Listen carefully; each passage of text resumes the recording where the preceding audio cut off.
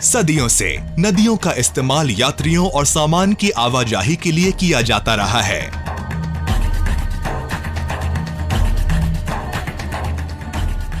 एक सदी पहले तक गंगा नदी एक व्यस्त जलमार्ग थी। रेलवे के आगमन के साथ जलमार्गों का इस्तेमाल लगभग खत्म हो गया। लेकिन अब हालात बदल रहे हैं। सामान की ढुलाई के लिए आज भी नदियां सड़क और रेल के मुकाबले सस्ती और कम प्रदूषण करने वाली हैं।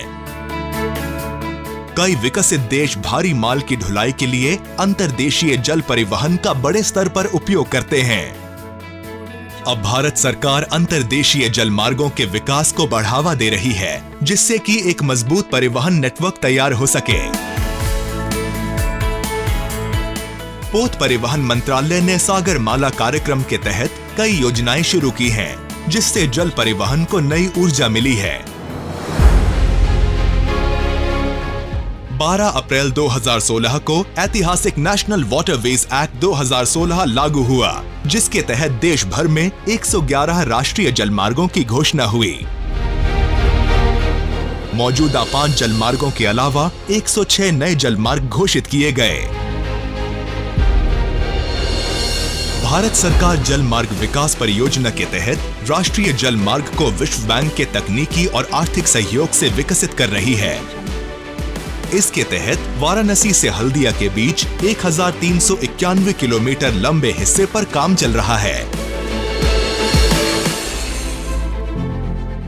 प्रधानमंत्री श्री नरेंद्र मोदी ने 12 नवंबर 2018 को वाराणसी में गंगा नदी पर भारत के पहले मल्टी मोडल टर्मिनल का उद्घाटन किया, जब कोलकाता से अंतर्देशीय जल मार्ग के जरिए देश का पहला कंटेनर कार्गो वाराणसी पहुंचा। साहिबगंज में दूसरे मल्टी मोडल टर्मिनल का उद्घाटन 12 सितंबर 2019 को हुआ। ये सिर्फ एक और प्रोजेक्ट नहीं है, बल्कि इस पूरे क्षेत्र को परिवहन का नया विकल्प दे रहा है। जहाजों की आवाजाही पर नजर रखने के लिए रिवर इंफॉर्मेशन सिस्टम की सुविधा तैयार की गई है। राष्ट्रीय जल मार्ग 1 और राष्ट्रीय जल मार्ग 2 को जोड़ता है भारत बांग्लादेश प्रोटोकॉल रूट। भारत और बांग्लादेश के बीच inland water transit and trade protocol समझौता है, जिससे एक देश के अंतर्देशीय जहाज दूसरे देश के कुछ खास जलमार्गों पर आवाजाही कर सकते हैं। आईबीपी रूट के माध्यम से भारत के पूर्वोत्तर क्षेत्र तक जाने के लिए ये एक वैकल्पिक रास्ता है। राष्ट्रीय जलमार्ग 2 असम में सदिया को बांग्लादेश सीमा पर ढुबरी से जोड़ता है।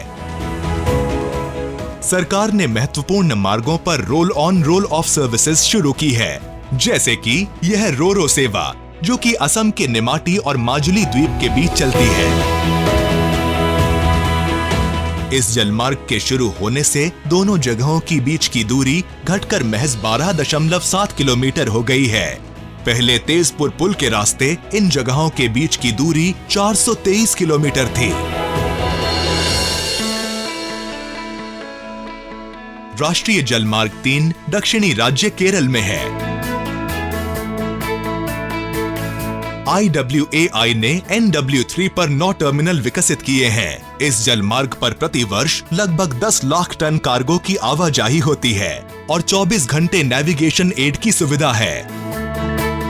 कोची शिपयार्ड के पास वेलिंगडन फोर्ट और बुल्गारी द्वीप के बीच चलने वाली इस रोरो सर्विस की मदद से दोनों जगहों के बीच की दूरी 38 किलोमीटर से घटकर महज 2.5 किलोमीटर हो गई है। नए घोषित राष्ट्रीय जलमार्गों में से 36 नए जलमार्गों के लिए अध्ययन किया जा रहा है और 8 नए राष्ट्रीय जलमार्गों पर विकास कार्य शुरू हो चुका है। जहां एक तरफ जलमार्गों के विकास से कार्गो की आवाजाही बेहतर होगी, वहीं दक्षिणी एशिया में मजबूत क्षेत्रीय कनेक्टिविटी भी बनेगी। वर्तमान में बांग्लादेश के अलावा भारत सरकार म्यांमार के साथ मिलकर भी काम कर रही है। हल्दिया कोलकाता पोर्ट को म्यांमार की कलादान नदी के जरिए मिजोरम और अन्य पूर्वोत्तर राज्यों से जोड़कर वैकल्पिक रास्ता तैयार हुआ है। राष्ट्रीय जलमार्गों का मजबूत नेटवर्क उद्योग क्षेत्र को नई ताकत देगा। लॉजिस्टिक्स लागत में कमी होने से भारत का व्यापार और वाणिज्य बढ़ेगा।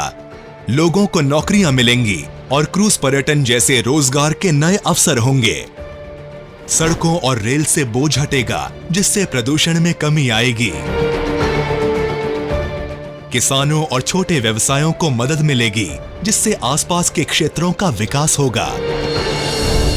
राष्ट्रीय जलमार्गों के पूरा होने पर माल और जन परिवहन के लिए एक सस्ता और बेहतरीन विकल्प तैयार होगा। पोत परिवहन मंत्रालय का उद्देश्य 2025 तक घरेलू जल परिवहन को दोगुना करना है, जिसमें अंतर्देशीय जलमार्गों का अहम योगदान होगा।